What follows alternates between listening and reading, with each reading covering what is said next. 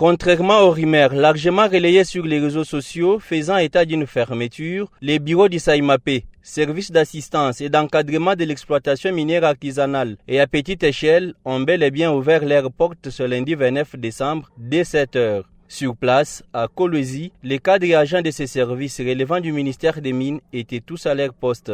De la réception au bureau du directeur provincial en passant par celui du CEDAF, l'activité est restée normale. Au bureau des déclarations, le constat est le même. Agents présents, dossiers traités et déclarations des coopératives minières effectuées avec célérité. Aucun ralentissement n'a été observé. Dans son bureau, le directeur provincial du SAIMAPE, Georges Nyembo-Kitungwa, enchaîne signature et vérification des documents sans temps mort. Une image qui tranche avec les informations faisant état d'une prétendue paralysie du service. Joint par téléphone, le directeur général du SAIMAPE, Jean-Paul Kapongo, a formellement démenti toute instruction visant à fermer les bureaux provinciaux.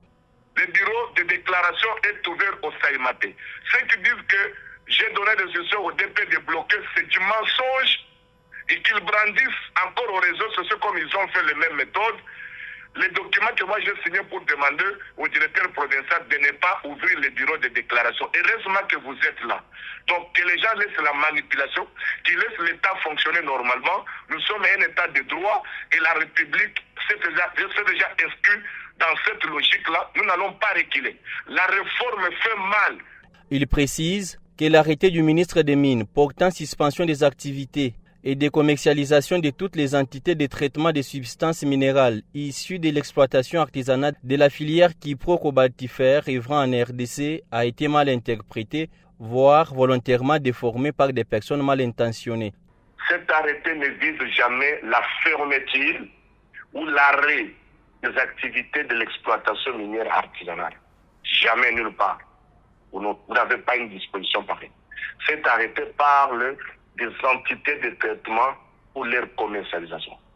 Et le problème ici, c'est quoi? Nous avons proposé au ministre des Mines, dès son entrée, 64 zones d'exploitation artisanale au niveau du Lualaba.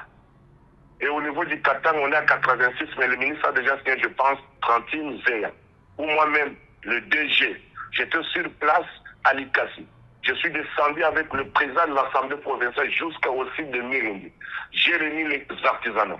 Je les ai parlé pour leur dire que je suis venu pour l'identification, pour la sensibilisation, pour que vous soyez à l'abri que d'ici là je vais retourner. Pourquoi? Pour commencer maintenant à procéder à la distribution des zones d'exploitation artisanale. Tout en adressant ses vœux à la gouverneure du Lualaba, le directeur général a également lancé un message clair à l'endroit des exploitants miniers artisanaux, les appelant au calme et au respect des textes en vigueur.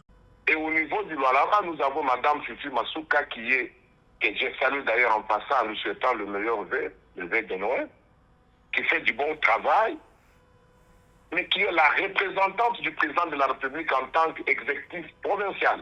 Que les actionnaires restent calmes, qu'ils ne cèdent pas à des manipulations qui ne disent pas son nom, mais qu'ils savent qu'ils sont gérés par l'État congolais et l'État agit au travers les codes et les règlements miniers. Il n'y a pas un temps approprié pour prendre les décisions quand l'État fonctionne normalement. Quand il y a des morts, on déplore.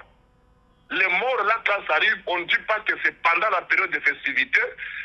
On ne peut pas aussi dire au ministre des Mines que vous ne pouvez pas prendre la décision parce que c'est la fête de Noël, c'est la fête. Ça ne change rien, la République doit fonctionner normalement. Le SAIMAPE réaffirme ainsi sa détermination à poursuivre sa mission d'encadrement et d'assainissement du secteur minier artisanal dans le strict respect des décisions des autorités compétentes.